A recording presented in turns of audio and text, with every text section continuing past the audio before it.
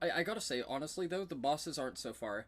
That like they're not good so far, is what I meant to say. So my issue with the bosses so far is like the skeleton man was just like the basic introductory boss, which is usually nothing major, right? And I think the best introductory boss for Borderlands was in the pre-sequel where you fight the guy in the mech with the fire, the one that you get the nukem from. I think he was probably the best introductory boss for the entire series so far. Mushroom Men? What the fuck? Oh, okay. Oh, is that just level? Right. But yeah, like, I think the best introductory boss has been in the pre-sequel so far. And then my issue with the Skelebitch with the sword is that, like, she only has, like, 2 moves. She can shoot a projectile, and she can, like, suck you in.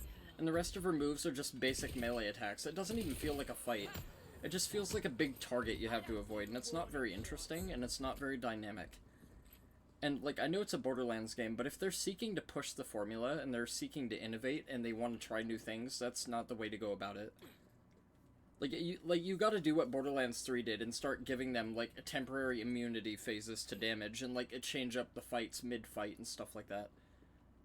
And I think that is a formula that can work for literally any genre formulaically. So, like, I think if series going forward, like, you know how Dark Souls started the iteration of pretty much bosses having phases? Like, Devil May Cry kinda does the same thing, the classic ones anyway.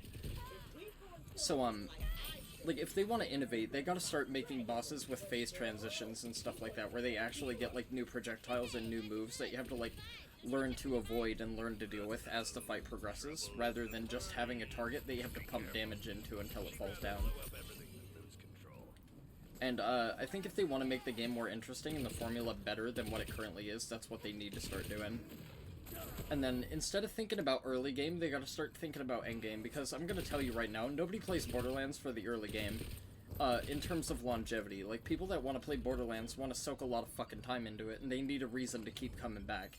So, like, the way they did Borderlands 3 was near perfect. Like, adding additional content throughout the life of the game, pushing, like, little challenges and community events and shit like that, and then adding extra content like the raids and the takedown modes and all that bullshit. That was really cool. And then they added that other new mode, but like the thing is, they need to add that new mode and have it be like a map to map to map to map thing, not just be one map. So it was like a battle royale free-for-all kind of, like, you pick up weaponry and like you dodge the cyclone of murder death or whatever the fuck it was.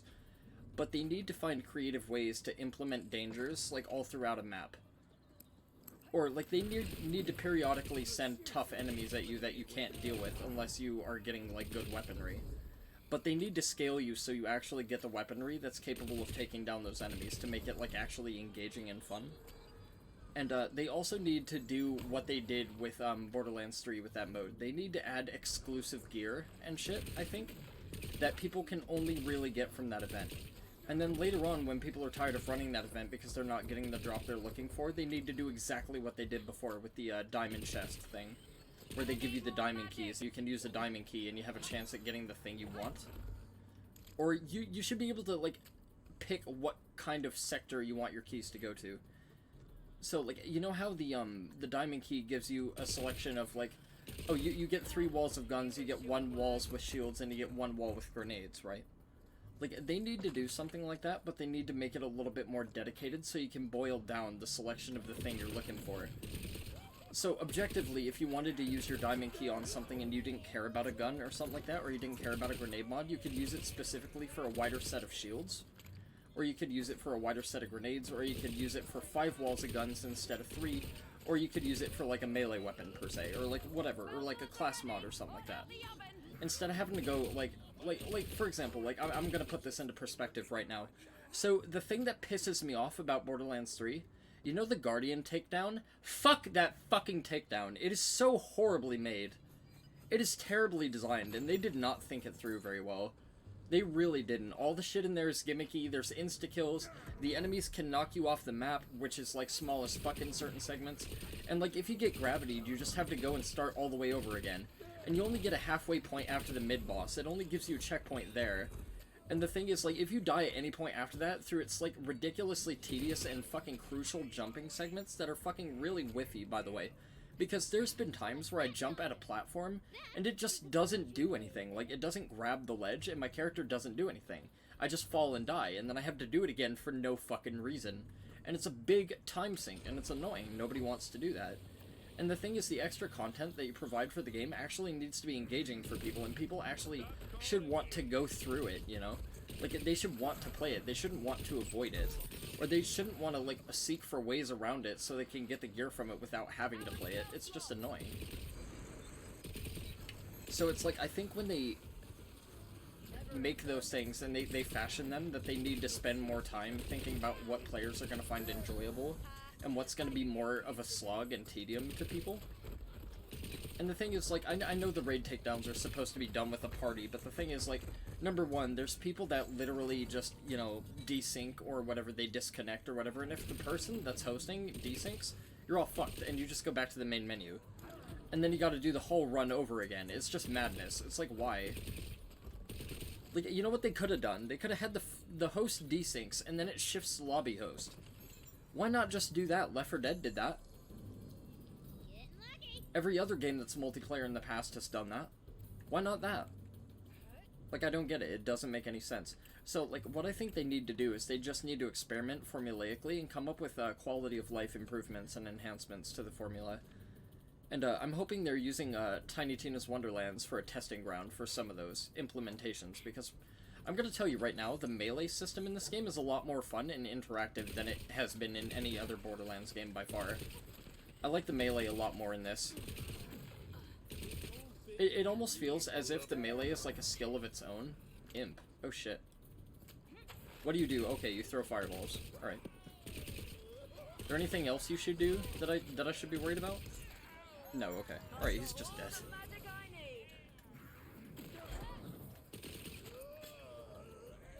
Oh, okay. Alright. Oh, so that's... Oh, okay.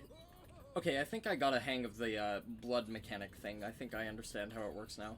So if you hit an enemy with a blood-based spell and they're glowing red, then whatever damage you do to them is converted to health, or at least a portion of it, I think? Because, like, if we're talking about Borderlands, you know, style health recovery and shit like that, then, like, if you got a weapon that just pumped mad fucking damage into things, you'd be basically invulnerable. Unless there was some sort of downside to it or whatever, like the health you recover can, like, poison you over time or something and, like, diminish your health or something like that. Like, there has to be some sort of drawback to some mechanic like that if they were going to do that.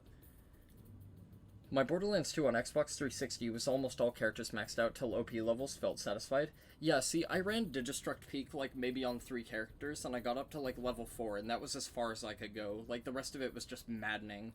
It was just frustrating as fuck, and I got sick of it. Mayhem Mode's exclusive guns are still a 50-50 for me, as it gatekeeps content based on replayability rather than story mode revision. Yeah, that's exactly what I was saying earlier. Like, I think they need to cater that shit more directly towards story mode. And the thing is, I don't mind the bonus mode. Like, I don't mind the gun rush or whatever the fuck it's called. The Murder Cane, like, fucking live streaming show thing. Like, I don't mind that at all. It's just, I wish they would have implemented it across the campaign, uniquely, rather than making a dedicated mode for it. And then, the gear, like, should be obtainable throughout the entire course of the game. But, like, the thing is, I think they should make it randomized drops. And I understand why they didn't. Oh, that's a side quest, surely. That's a kick-ass looking sword, though. I definitely want that.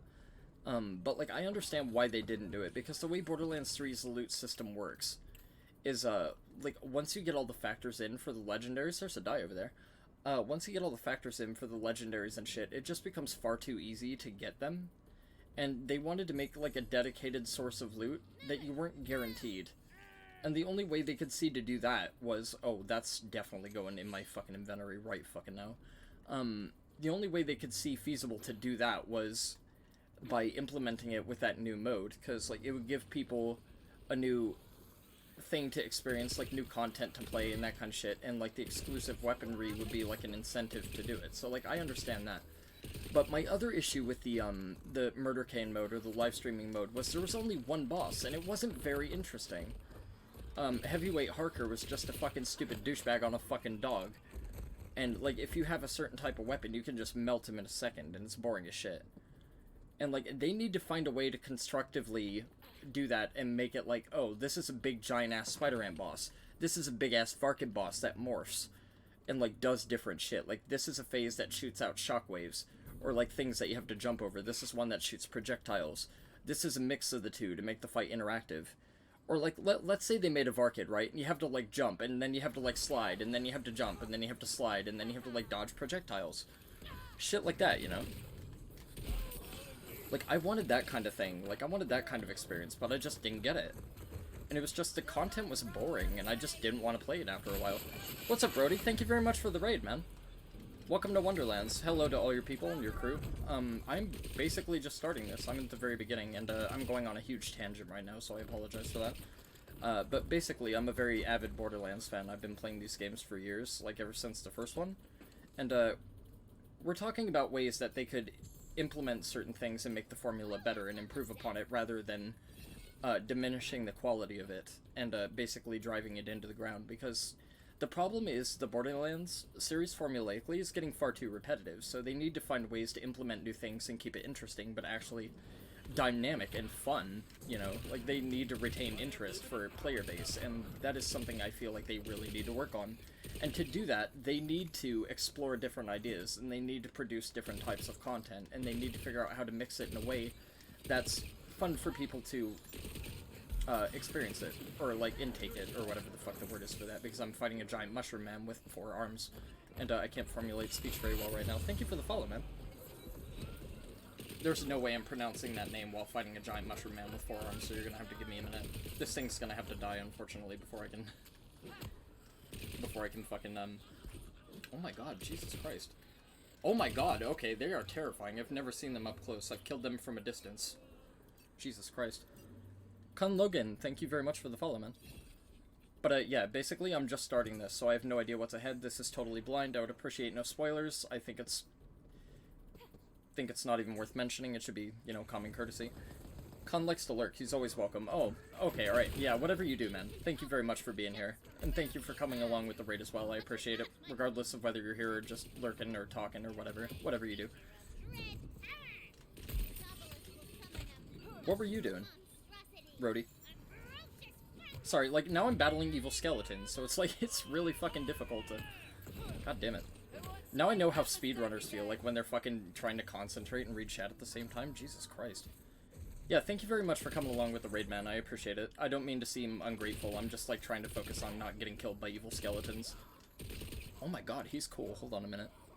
I kind of want my effect to wear off so I can appreciate him for a second before he tries to murder me ruthlessly with his electro magic. Okay, alright, okay, alright, okay. I was trying to appreciate you, man. That's the way I'm repaid? Really?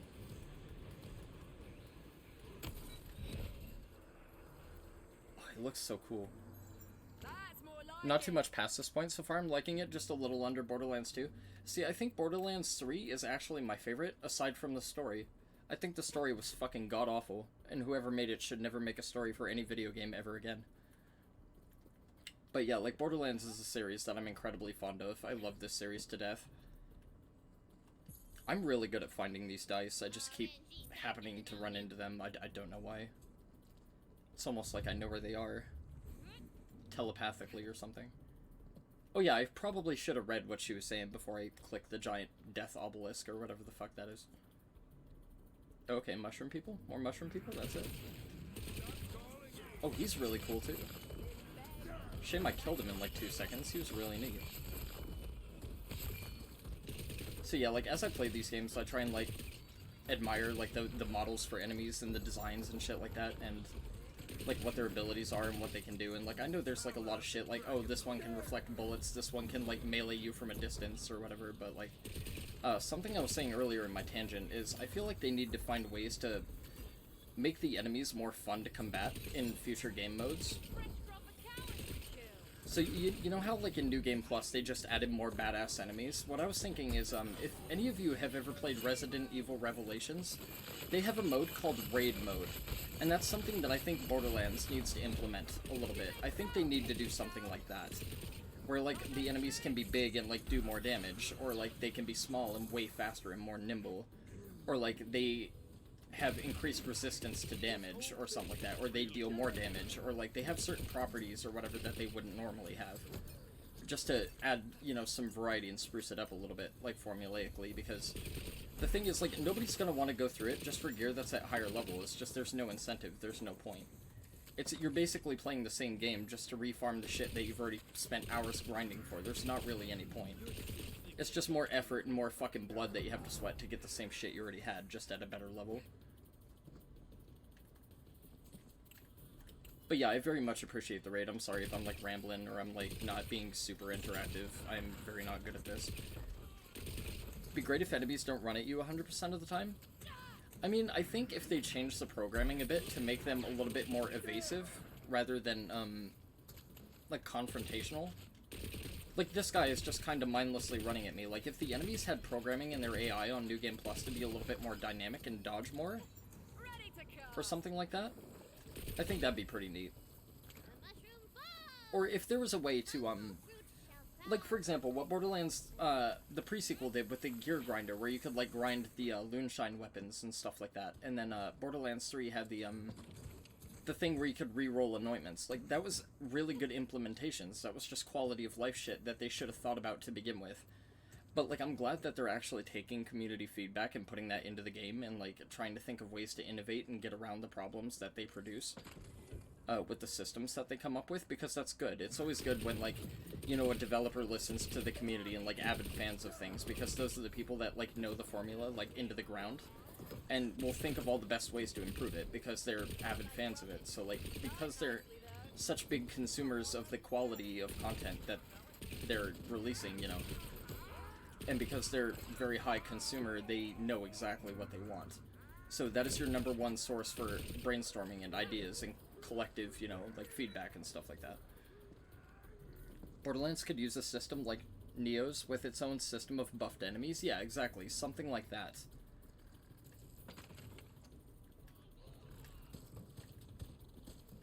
Like, yeah, like, that's something they've done, like, in the past, where they just give enemies different names or whatever, and, like, they make the names more funny, but it's like, that's not really, like, it has no tact. Like, it doesn't impact the game whatsoever. Iron Shroom, okay. Alright, so, like, this one is resistant to fire, obviously, because it's corrosive. So, like, I don't have any corrosive weaponry, so I'm just gonna have to, like, face tank it until it dies. Also, this is on intense mode, and I don't know exactly how different intense mode is, but it's on the harder of the two difficulties. Because there's normal, and then there's intense, so I decided to play on intense, because fuck it, why not? But, like, something that I feel happened with Borderlands 3 is, you know how, like, in Borderlands 2, and, like, spoilers for any of you guys who haven't played it and still want to play it, like, if you haven't played it by now, I think it came out in, like, 2011, so I think I'm free to go on about this or whatever, but, like, you know when, like, Angel dies and it's actually impactful? You know when Roland dies and it's actually impactful? You know when Handsome Jack dies, it was actually impactful, even though he was the villain that you hated? He actually had his reasons for doing things, and he had his own, like, twisted vision of how shit should be.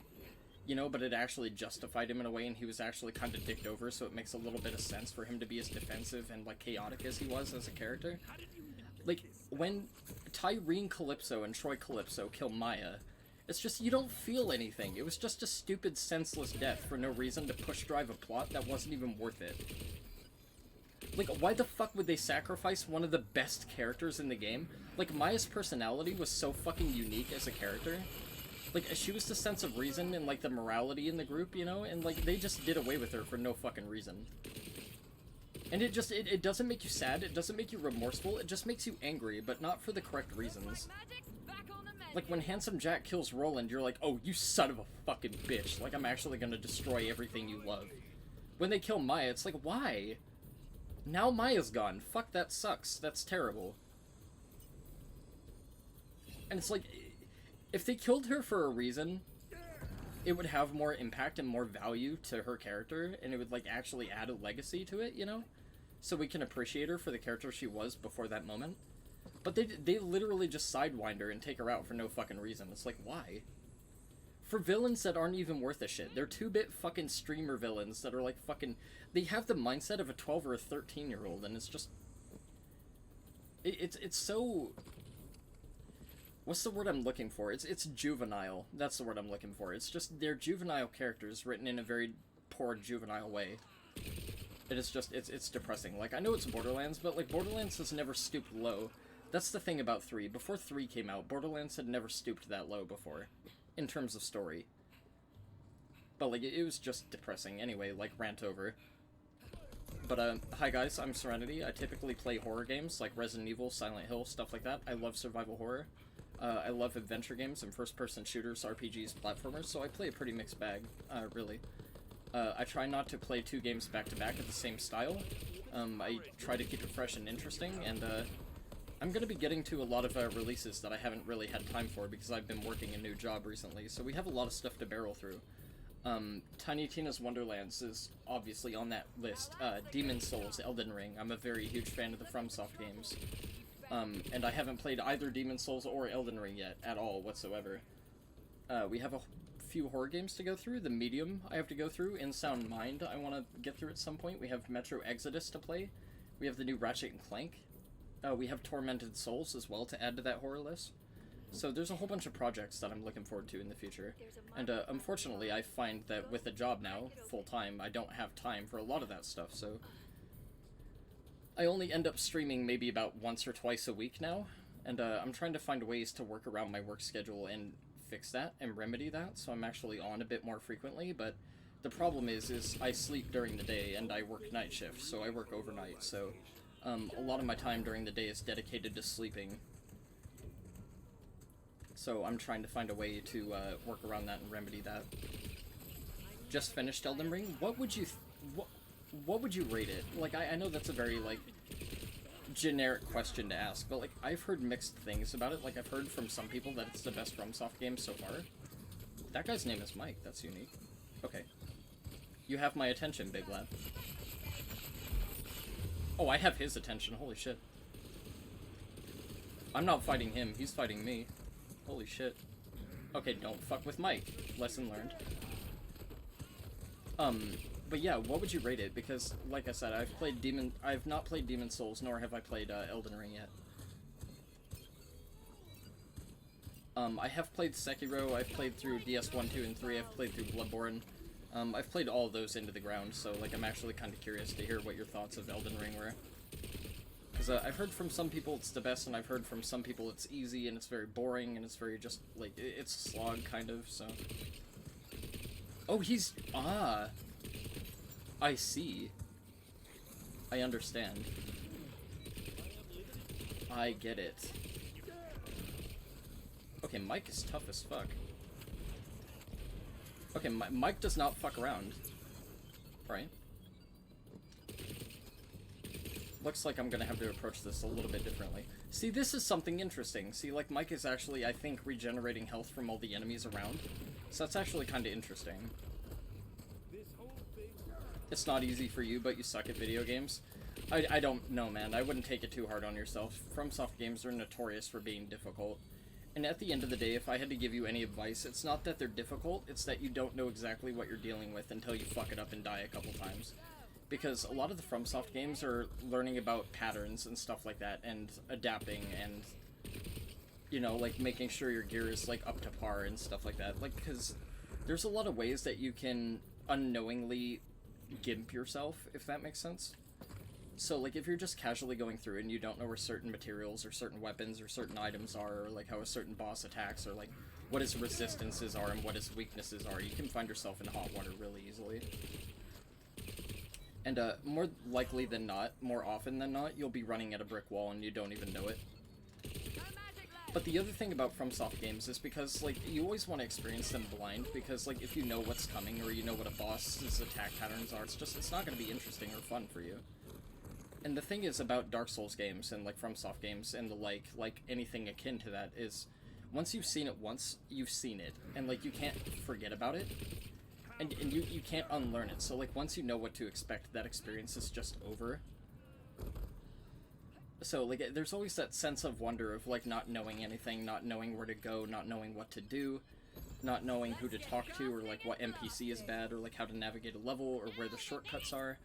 And, it's very easy to ruin that experience for people by telling them things that they'd rather not know. And I've always wanted people to be a little bit more mindful of that, but people don't typically care, and they just come on nonchalantly and go, oh, like, why aren't you using this? This boss is weak to that. This boss is weak to this. It's like, well, I'd rather not know. Like, I'd rather struggle and get pissed off than, you know how to beat the boss on the first fucking try, you know? Like, somebody, like some dickhead that just comes in and says, oh, just dodge, forehead. It's like, yeah, generic comment, thanks. Like, I'll keep that in mind. But think Elden Ring difficult? You haven't felt Metal Gear Rising Revengeance difficulty? Well, I've never played Metal Gear Rising Revengeance, so... And, like, I know that's a crime, I know you should crucify me for it, I've never played it before. I've seen my friend play it, though. Wounded Skeleton Warrior. Okay. I thought he was actually, like, a big deadly skeleton man that I actually had to worry about for a minute. Yeah, but idealistically, I don't know. I personally like to experience games with, like, literally no information. Because, like, if somebody tells me even one thing about it that sways my experience with it, or makes my experience with it not what it would have been originally, then it kind of puts me off a little bit. Like, for example, in Resident Evil 8, for example, so, like, again, if people haven't played it, tune out for a second. My friend was complaining about a propeller man, and, I was like, oh, cool, now I know there's a propeller man, so that is now ruined for me. And he's like, oh, well, you don't know where it is. And I'm like, okay, well, I still know it's in the game, so it still impacts me, like, whether you think it does or not. So, like, it actually sways my experience with the game, and I'm not going to be able to experience it in the way that I would have originally, just having played it blind. I run through the forest as fast as I can, picking and snatching delicious shrooms. Got to be quick or it spells your doom. But I'm very nimble. I'll never get eaten. Oh, there's a juicy mushroom.